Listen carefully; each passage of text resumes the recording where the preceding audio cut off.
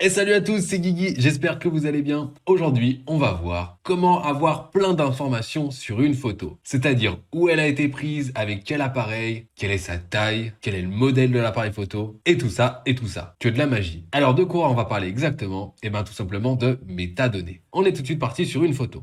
Me voici sur ma photo. Elle est magnifique. Mais comment savoir où cette photo a été prise et avec quoi? Eh bien, il y a plusieurs manières. En fait, dans votre photo, il y a ce qu'on appelle des métadonnées. Les métadonnées, c'est des données qui sont associées à la photo. Vous ne les voyez pas comme ceci, elles sont cachées, mais en fait, votre photo détient énormément d'informations. Ici, de base, je suis sur la visionneuse de photos Windows. Alors, si je clique sur Informations sur le fichier, j'ai déjà plein d'informations, d'accord? Le nom de ma photo, quand est-ce qu'elle a été prise, à l'heure exacte d'ailleurs, où elle a été prise. Ok, j'ai même déjà ici un plan interactif et j'ai des informations sur la taille et le modèle de l'appareil photo, juste là.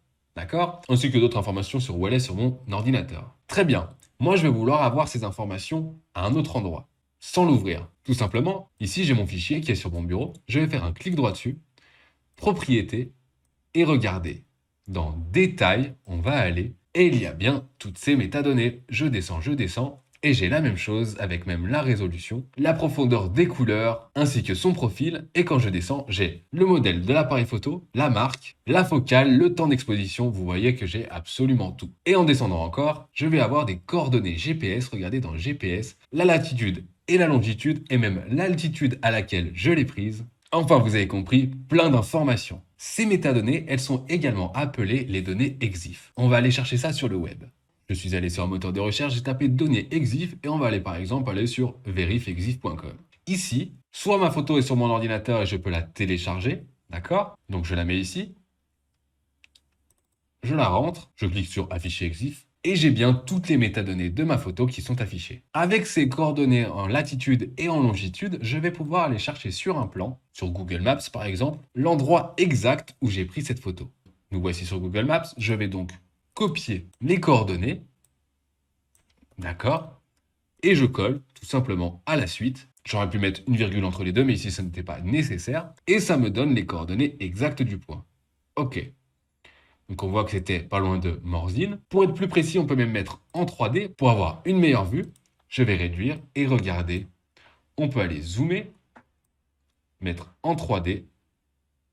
Et on voit que c'est en haut de cette montagne. Bon, évidemment, comme c'est pris avec un satellite, il me met le point sous la terre, mais c'est pas grave, c'était juste ici. Eh bien, on voit que c'est ici que j'ai pris ma photo. Et on voit même les montagnes, qui ici sont en été. Mais si on regarde bien, eh bien, c'est exactement la même chose. Je ferme ceci pour qu'on voit mieux. Regardez, on voit bien ici la pointe de Bostan qu'on retrouve juste ici. D'ailleurs, petite anecdote, si jamais il y a mon portefeuille qui est juste là, si vous le retrouvez, n'hésitez pas à me le renvoyer.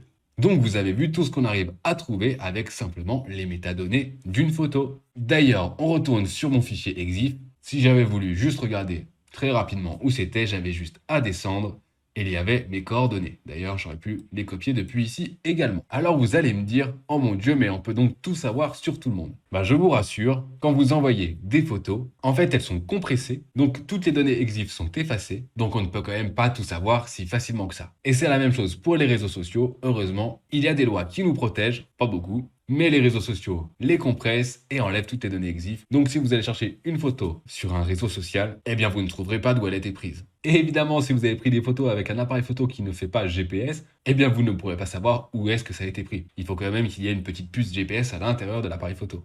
Logique.